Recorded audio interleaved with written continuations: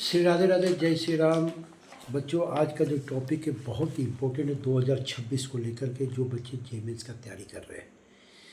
पहले तो ये बताऊँ, मैं जो बताने जा रहा हूँ ये कोई मैं आपको डरा नहीं रहा हूँ या आपका मोराल को मैं डाउन नहीं कर रहा हूँ। आपको मैं एक हकीकत से रूबरू कराने का कोशिश कर रहा हूँ।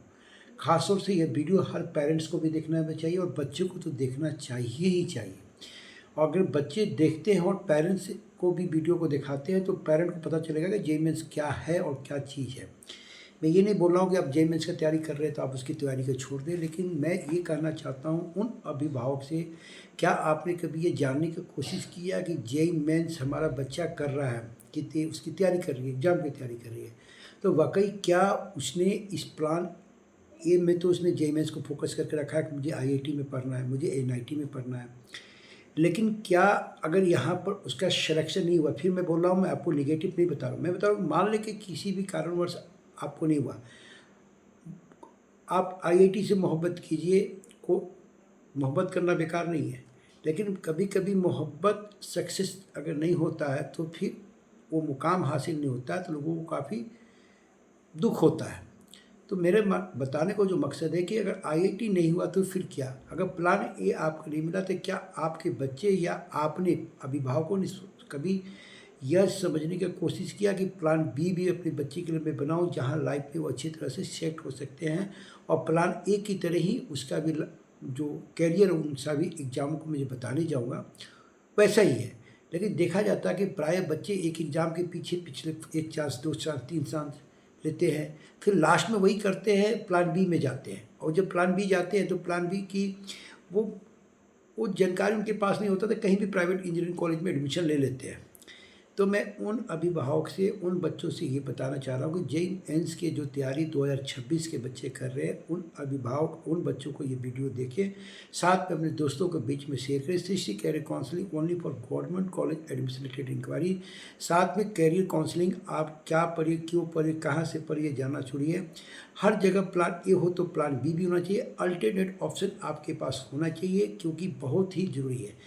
अगर आपको फर्स्ट प्लान जो किया उसमें सक्सेस नहीं मिला तो सेकंड प्लान में आपको मिल जाएगा।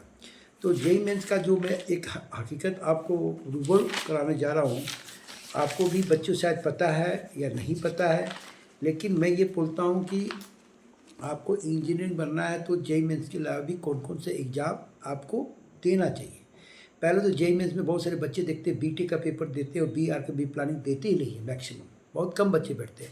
अगर यहाँ 15 लाख बच्चा अगर बीटेक के पेपर देते हैं तो 4 से 5 लाख ही बच्चे देते हैं बीआर बी प्लानिंग। तो सबसे से पहले जेईई मेंस का पेपर दे तो कम से कम बीआर, तो आपको अगर ड्राइंग अच्छा नहीं है तो बैचलर ऑफ प्लानिंग और बीटेक दे, कोशिश करें तीनों पेपर देने के लिए, क्योंकि बीआर का अपना रोल है, बीटेक का अपना रोल है, बी प्लानिंग का अलग रोल है। तो एक तो यहाँ पर आपको ये जानकारी करनी होती है तो ओनली फिर बीटेक का पेपर देते हैं, और कुछ बच्चे होते हैं जो बीआर का भी प्लानिंग कर देते हैं। तो मैं तो उन बच्चों से निवेदन करूँगा कि पेपर सबका मिलता जुलता रहता है, तो जेईई मेंस का पेपर तैयारी कीजिए, दिल से तैयारी कीजिए। वही मैथ फिजिक्स केमिस्ट्री बीआर में भी आएगा, बी प्लानिंग में भी आएगा, बीटेक में आएगा, थोड़ा सा एक ड्राइंग का पेपर आपको बीआर में एक्स्ट्रा आ जाएगा। तो ये है गया। तो जेईई मेंस का पेपर 2026 के लिए खास तौर से आप बच्चे WBG वेस्ट बंगाल आप नाम सुने होंगे, या MHTCET, या फिर बच्चे आपका एक और कॉलेज है कॉमेड के, ये 3 एग्ज़ाम इसलिए कि तीनों स्टेट में सबसे ज़्यादा इंडिया के, भारत के इंजीनियरिंग कॉलेज गवर्नमेंट और प्राइवेट दोनों कॉलेज हैं। तो WBG का एग्ज़ाम कौन बच्चे दे सकते हैं? बिहार के बगल में बंगाल पड़ता है वो दे, यूपी के बच्चे दें, महाराष्ट्र का इसलिए बोल रहा हूँ कि सबसे विकासशील स्टेट है तो वहाँ पे सबसे ज़्यादा इंजीनियरिंग और प्राइवेट कॉलेज भी है। तो कॉमेड के में एक फ़ायदा है कि 100% रिजर्वेशन ऑल इंडिया कैटेगरी में है, लेकिन WBG में किसी जगह 85% और किसी जगह 90% सीट रिजर्वेशन होता है, बचा हुआ 10% ऑल इंडिया कोटा आता है। ऐसे ही आपको MHCT का है, आपको 85% quota home state Maharashtra board के लिए है और बचा हुआ 15% ऑल इंडिया कोटा पर काउंसलिंग होता है। तो ये 3 स्टेट तो आपको देना ही देना है, और बहुत सारे एग्ज़ाम हैं जैसे कि ISI कोलकाता, आपने इसका नाम, बहुत सारे बच्चे तो नाम ही नहीं सुने होंगे ISI कोलकाता क्या चीज़ है। तो ISI Kolkata only for mathematics के लिए पढ़ाई होता है, इंडियन इंस्टीट्यूट, जो कि इसके लगभग सेंटर 5 हैं। तो जहाँ तक मुझे याद है तो सेंटर जो 5 है ISI कलकत्ता के लिए, वो था पहले कोलकाता, दिल्ली, तेजपुर, बेंगलोर, एक शायद मुझे भी याद नहीं आ रहा है, लेकिन एक शायद हैदराबाद में है। तो ऐसे कोलकाता मैथमेटिकल के लिए काफ़ी अच्छा इंस्टीट्यूट है, ये एग्ज़ाम भी बच्चों को देना चाहिए। साथ में VIT विलॉ VIT डबल ई का एग्ज़ाम है, वो प्राइवेट कॉलेज है, फीस आपका काफ़ी ज़्यादा होगा। जो बच्चे व्यक्ति पारिवारिक उनका आर्थिक मजबूत है वो VIT विलोर को भी देख सकते हैं। साथ में एक और बीटसेट का एग्ज़ाम है, उसका भी आपका काफ़ी कॉलेज का फीस महंगा है, लेकिन बहुत सारे बच्चे फॉर्म को भरते हैं। ये 2 प्राइवेट में होंगे, लेकिन एक CUT का एग्ज़ाम साथ में और नाइजर, ये तो हर JEE मेंस को बच्चा को देना ही चाहिए। प्लान बी के अंदर में CUT और नाइजर। अब नाइजर क्या चीज़ है, तो आपको मैं बताता हूँ कि नाइजर के जो कॉलेज है, जिसको नेस्ट के नाम से जाना जाता है, नेशनल एलिजिबिलिटी स्क्रीनिंग टेस्ट, इसके जो 2 कॉलेज है, एक नाइजर है। नाइजर में आपको बीटेक की पढ़ाई नहीं होती, वो BSc की पढ़ाई होती है। BSc फिजिक्स, केमिस्ट्री, बायो में आपको रिसर्च के फील्ड में पढ़ाई होगा। अगर आप यहाँ पर 8 CGP से ज़्यादा नंबर लेते हैं तो आपको डायरेक्ट कॉल कहाँ से आएगा बच्चों? डायरेक्ट जो कॉल होता है वो आता है आपको DAE, यानी डिपार्टमेंट ऑफ एटॉमिक एनर्जी। जो नेस्ट कॉलेज है वो कंट्रोल होता है डायरेक्ट PMO ऑफिस से, PMO के द्वारा। लेकिन जो IIT कॉलेज हैं उनको मिनिस्ट्री ऑफ एजुकेशन, MHRD जो डिपार्टमेंट, वो कंट्रोल करता है। तो कहने का मीनिंग है कि जो कॉलेज को डायरेक्ट PMO के द्वारा कंट्रोल होता है वो है नेस्ट, उसके अंदर नाइजर हो गया और साथ में हो गया DA, department of atomic energy, जिसको बार्क के नाम से जाना जाते हैं। यह है भाभा एटॉमिक रिसर्च सेंटर। यहाँ पर डायरेक्ट आपको कॉल आएगा, डायरेक्ट इंटरव्यू होगा, अब जूनियर साइंटिस्ट के पद पर नियुक्ति हो जाएंगे। मैं शॉर्ट के माध्यम से बता रहा हूँ। अगर डिटेल जानकारी चाहिए बच्चों आपको नेक्स्ट एग्ज़ाम को लेकर के, आप मेरे दिए हुए नंबर पर संपर्क करके पूछ सकते हैं नेक्स्ट एग्जामिनेशन को लेकर। तो JEE मेंस के जो प्लान बी के अंदर मैंने आपको बताया कि CUT और नेक्स्ट एग्जामिनेशन मस्ट, साथ में उसके ऊपर आप तो JEE मेंस की तैयारी कीजिए, लेकिन साथ में आप IC कलकत्ता के एग्ज़ाम दें, साथ में उसके अलावा आपको WBG और MHACT के एग्ज़ाम और कॉमेट के, ये 3, 2, 5 एग्ज़ाम तो और भी बहुत सारे हैं, लेकिन मैं अभी सारे को इसमें डिटेल नहीं बताऊंगा। अगर आपको डिटेल चाहिए, लेकिन मैं मुख्यतः उन कॉलेजों को बताने में, उन एग्ज़ाम के बारे में बता रहा हूँ जहाँ पर बेसिक हर JEE मेंस के बच्चों को तैयारी करने वालों को प्लान बी में इन कॉलेजों को रखना है। साथ में ध्यान देने वाली बात है बच्चों कि ठीक है, आप प्लान ए को मैं डिमोलाइज नहीं कर रहा हूँ कि आपको JEE मेंस में ही IIT में जाएगा, लेकिन IIT में नहीं हुआ तो अगर नेक्स्ट में हो गया तो नेक्स्ट में भी करियर काफ़ी अच्छे है बच्चों। यहाँ भी काफ़ी अच्छा प्लेसमेंट है, रुतबा है, एक अच्छा आप देश में साइंटिस्ट बन के घूमेंगे। यहाँ भीड़ भाड़ भी कम है। इन एग्ज़ामों को जो बता रहा हूँ ऐसे मैथमेटिक्स के बारे में, यहाँ भीड़ कम है। अगर देखा जाए JEE मेंस में 15 लाख बच्चे एग्ज़ाम देते हैं। मैं एक बता रहा हूँ, उनमें से अगर 300 का एग्ज़ाम होता है तो सबसे पहले तो क्राइटेरिया आपको 75% बोर्ड में चाहिए। तो 12th में आपको सब्जेक्टिव सारे पेपर आते हैं, कुछ ऑब्जेक्टिव आते हैं। 12 में 75% लेकर आएंगे तो JEE मेंस का पेपर देंगे। JEE मेंस में से 15 लाख बच्चे एग्जाम, 15 या समथिंग को जो भी बच्चे देंगे, उसमें से 2.5 लाख के अंदर का आप आते हैं। तो फिर आपको एग्ज़ाम होता है JEE एडवांस, जहाँ पर आपको 6 घंटा में पेपर 2 शिफ्ट में देना पड़ता है। और उनमें 300 जो नंबर है, अगर आप मॉक टेस्ट दे रहे हैं तो मॉक टेस्ट को तो मुझे पता नहीं कि आपको क्या नंबर आ रहा है, लेकिन 4 कैटेगरी में अगर हम देखें इस एग्जामिनेशन को, अगर आपका नंबर 200 से 220 आ रहा है तो आप सेफ स्कोर में हैं।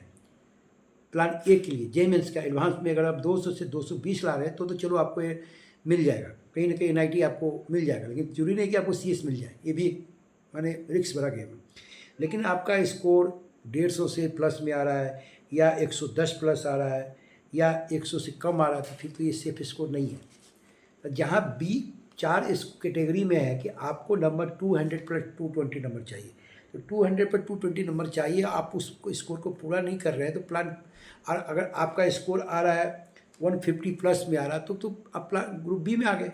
तो B और C D से A में जाना बहुत मुश्किल है, क्योंकि वहाँ 5% है, यानी 15 लाख में से 5% बंदे, यानी लगभग 5 से 7% बंदे, वही 5000 बच्चे जो है कि वो आएंगे। बचा हो तो 14,95,000 कोई वैल्यूशन नहीं है। तो जो एग्जाम में ज़्यादा ही स्ट्रगल है, ज़्यादा ठीक है आप उसको दें, लेकिन अगर आपको यहाँ सिलेक्शन नहीं हो रहा तो फिर प्लान बी को बनाए ना आप। ये प्लान बी बनाने के लिए आप किसी काउंसलर के संपर्क में जाए, आपको बहुत सारे प्लान वो बता सकते हैं कि बेटा आप ऐसे नहीं ऐसे नहीं ऐसे करें। अगर ठीक है जेईई मेंस नहीं हुआ आपका, मेंस ने आपने दिया लेकिन एडवांस क्रैक नहीं कर पाया, उन 2.5 लाख बच्चों में से कुछ हज़ार बच्चे आईआईटी में आएंगे, कुछ ही बच्चा एनआईटी जाएंगे, टॉप 1 लाख बच्चे को कुछ कॉलेज अच्छे मिलते हैं, तो बच्चे हुए 14 लाख बच्चे क्या करें, ये भी सोचनीय विषय है। उन 14 लाख बच्चे में से बेसिक तो ज़्यादा उन कॉलेज के भौड़ जाल में फंस जाते हैं जहाँ कॉलेज का केवल मार्केटिंग टीम ब्राइट रोड के चौराहों पर बड़े बड़े पेपर में बड़े बड़े फ्रंट पेज पे ऐड दे रहे हैं, आप मेरे पास आओ मैं आपको 100% प्लेसमेंट दूंगा। कॉलेज का फीस 15 से 20 लाख, बच्चा अंत में सोचता है कि चलो ये कॉलेज बहुत नामी गिरामी है, मैं यहाँ चले जाऊँगा। जाने के बाद उन्हें पता चलता है कि यहाँ कैंपस में तो वही एवरेज एलपीए इतना है, इससे अच्छा मैं किसी स्टेट गवर्नमेंट में एडमिशन लेता तो मेरे पैसे बच जाते हैं। ये कभी कॉलेज को जानने के लिए आप तभी जान पाएंगे जब ऑन ग्राउंड किसी अच्छे काउंसलर से संपर्क में होंगे, और सही चीज़ अगर वो अपने काम को कर रहे हैं तो आपको सही जानकारी देंगे। तो शिक्षक career counselling only for government college admission enquiry, साथ में गवर्नमेंट कॉलेज काउंसलिंग को मैं बच्चों को कोशिश करता हूँ कम से कम नंबर किसी स्टेट कॉलेज में भेजने के लिए, क्योंकि मैं जानता हूँ कि अगर पंजाब या हरियाणा राजस्थान या दिल्ली में किसी स्टेट कॉलेज में मिल जाएगा, भले अभी तो इसको ठीक है, बचा हुआ पैसा को बाद में आईआईटी के लिए या किसी प्राइवेट अच्छे इंस्टीट्यूट से एमबीए के लिए यूज कर सकते हैं। आप शुरू में ही बीटेक में 20 से 25 लाख रुपया खर्चा कर देंगे तो कल को एमटेक के लिए कहाँ से आपके अभिभावक या माता पिता पैसा लेंगे। बहुत सारे सवाल हैं, बहुत सारे प्रश्न हैं जो कि ये आपको तब पता चलता है जब आप बीटेक में एडमिशन लेते हैं किसी ऐसे कॉलेज में जहाँ पर आप जानकारी का अभाव में वहाँ पहुँच जाते हैं, तो फिर आपको मुश्किल होता है कि मैं क्या करूँ।